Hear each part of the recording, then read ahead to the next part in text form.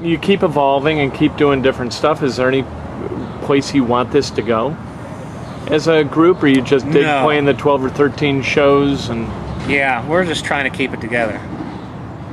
Arthritis is setting in, a little dementia. Just trying to keep it together. I think we might actually pare down some gigs yeah, starting next year, just so it's not so taxing and you're not missing too many family activities. right. I could have missed quite a few things, doing this with you, which is fine. I still hold a grudge on some things.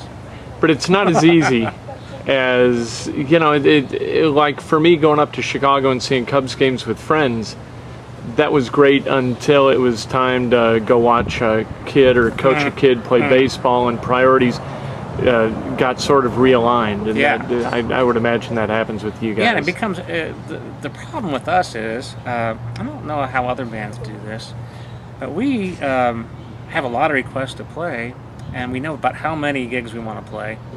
So our schedule is set, by January. Our schedule is set for this year in January.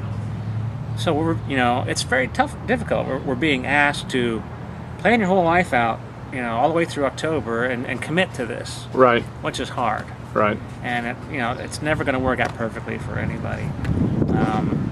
You're always. I've missed a couple of things that I'll point out right now.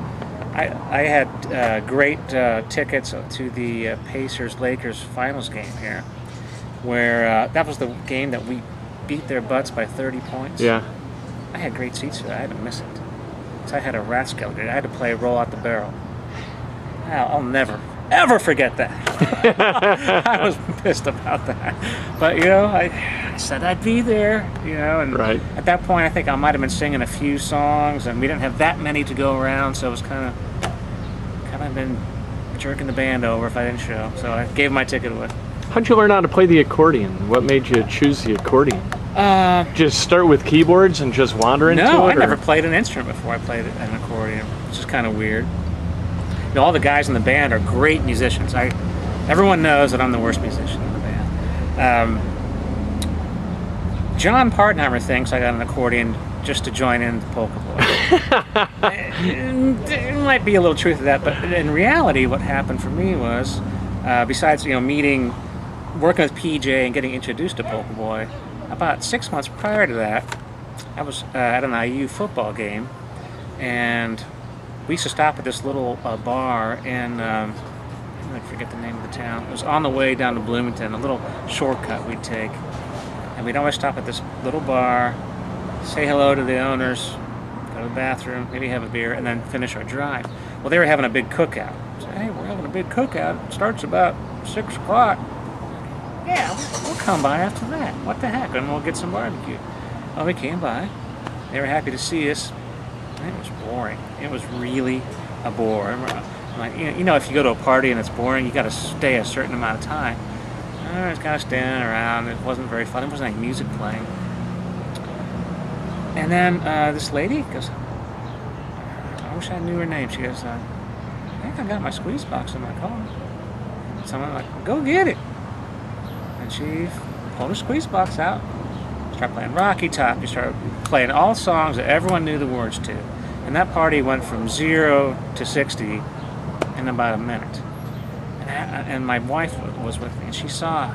I was just amazed that this person, this one little box, they had the bass going, she had the treble going, and she was singing, and she became the life of the party. So my wife surprised me with an accordion for my birthday. I never played music. I don't know how to do this. So somehow I found there was this lady named Jaylene Howes who I got a hold of, and she came over and got me started. What are these buttons? What do they do? What's the order of things? So she got me started with the Mel Bay music book. So then the secondary thing was like, if I learned some of those Polka Boy songs, maybe I could be in the band. So they didn't want me in the band. I called John Partenheimer and I said, John, tell me all the songs you guys play. He told me. but he didn't tell me what key they were in. And I'm not even sure if I knew what a key was. So I asked this lady, Jaylene Howe, I was like, well, they play the beer barrel polka, they play the two-fat polka, they play this polka. And she asked, well, what key are they playing in? I don't know. She's like, well, there's only one key you can play songs in. No one would play this in anything but this, no one would play this in anything but that. So I kind of learned about 3 songs.